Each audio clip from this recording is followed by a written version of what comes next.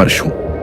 और ये मेरी कहानी है, एक ऐसी कहानी जो एक आम से दिन में शुरू हुई, लेकिन मुझे एक ऐसे जगह ले गई जहां समय, ज्ञान और जादुई शक्तियों का अलग ही रूप था।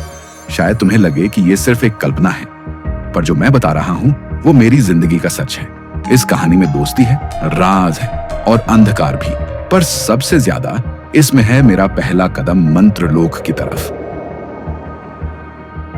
मैं एक बिल्कुल आम लड़का था।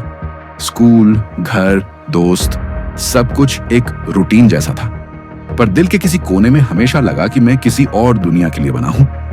एक शाम जब सब कुछ वैसे ही था, तभी मेरी जिंदगी में आया एक पत्र। पर यह कोई आम पत्र नहीं था, वो पत्र अपने आप खुल गया। हर शब्द जैसे मेरे दिल तक पहुंच रहा था। मंत्रलोक, एक शब्द जो पहली बार सुना था, पर लगा जैसे पहले से जानता हूं। उस पत्र के साथ ही मेरी आंखों के सामने खुल गई मंत्रलोक की एक झलक, जहां जादुई दृश्य थे और कुछ ऐसा था जो दुनिया से अलग था।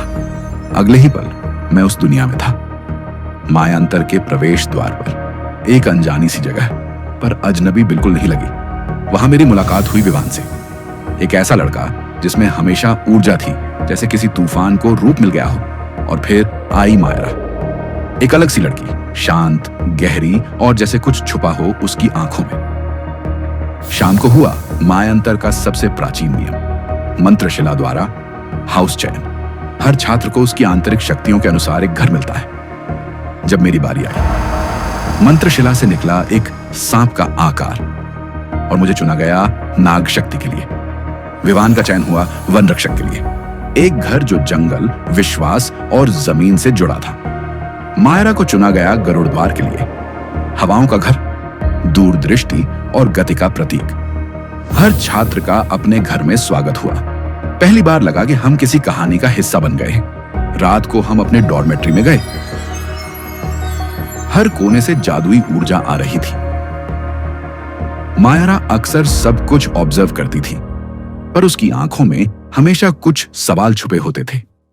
विवान का कमरा पूरा उसके जैसे ही था, अजीबोगरीब और हर कोने में कुछ नया। अगली सुबह शुरू हुई हमारी पहली कक्षा।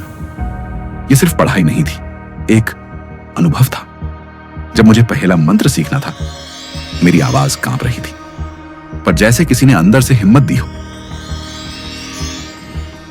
अध्यापक ने कहा, हर मंत्रधार अपनी शक्ति खुद बनाता है, तुम्हारी यात्रा बस शुरू हुई है।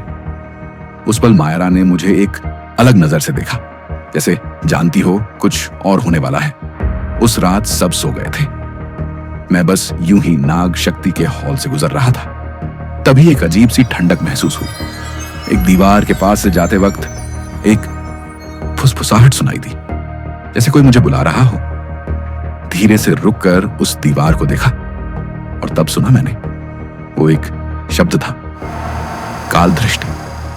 तब मुझे समझ आया कि सिर्फ एक स्कूल नहीं था, यह एक राज था जिसका द्वार अब खुल चुका था।